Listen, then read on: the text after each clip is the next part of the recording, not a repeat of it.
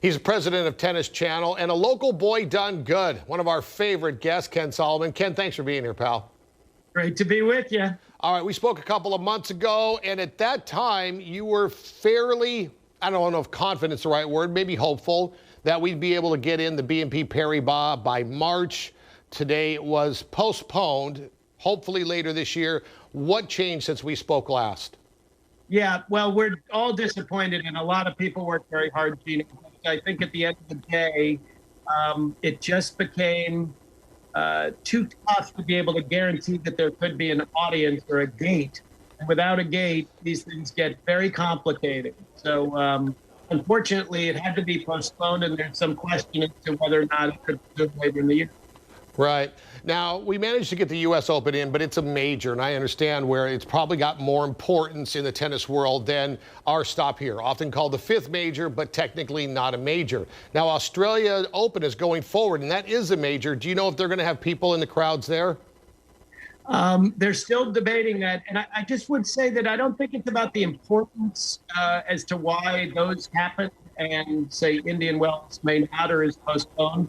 Each one of these is controlled locally, and Indian Wells is also part of the ATP Tour, a 1,000 event. They considered the best of the 1,000s, although others might challenge that. That's pretty much what it's considered. So it's less about being more important than just each tournament having a different set of issues related to its local jurisdictions. And with New York, you know, they were able to do it because it's a USTA-owned event, and the USTA felt it was important, even with the very difficult economics of staging the US Open without any audience whatsoever.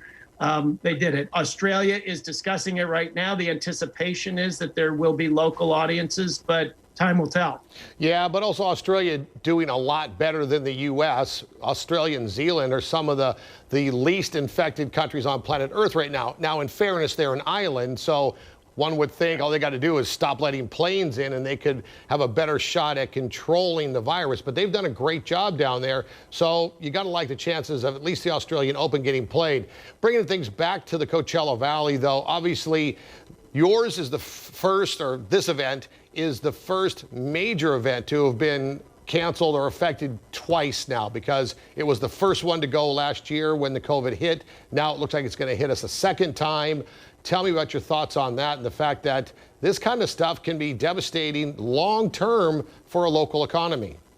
Yeah, well, as someone who grew up in the Valley and went to Palm Springs High School and obviously spends still a lot of time there, it is very disappointing. It feels really unfair. And, you know, when we think of this entire cycle and the entire pandemic to some degree, we remember March 8th when that decision was made last year, or really, I guess earlier this year. We're still in this year. And so it is really unfortunate. It feels unfair. It's just it's a tough hit for the local businesses in the Valley, from Palm Springs all the way out, Indio and Coachella, and obviously this similar situation with Coachella itself. We know the outsized importance that events, particularly the BNP Paribas Open, has, you know, to the area, and it's just really, really tough. It's disappointing. We're very hopeful that it'll happen later in the year, and I can promise you this: it's going to happen in the future at some point, and we will be back, and we hope everybody can hang on until then. Yeah, let's talk about that potential later date. Now, the reality is we can have triple-digit days, at least for temperatures on the courts in March. You can pretty much guarantee that April, May, June, July, August, September, and really most of October, it's simply going to be too hot. So is it realistic to push it back into possibly November or even this early December of 2021? Well, I think necessity will prove the mother of invention on this one, Gino. There's complications that go far beyond even what's happening locally, right? There's an entire ecosystem of the tennis world being an international sport, and with this tournament being so important, when it and you know the team at the Indian Wells Tennis Gardens and the BNP work with the ATP to settle on a date, that's got to be in concert with all the other events around the world, because these players have to be able to fly in, both men and women, from all points around the globe. So it's a geometric challenge in comparison, even to, in some ways, what the local team sports face here in the United States in terms of being able to coordinate that date. So there's the weather, there's other tournaments and events, there's the ability, the different variables that play into it from around the world. All of those are going to play into whether or not we can find a date to stage what is unquestionably one of, if not considered the 5th major in the world.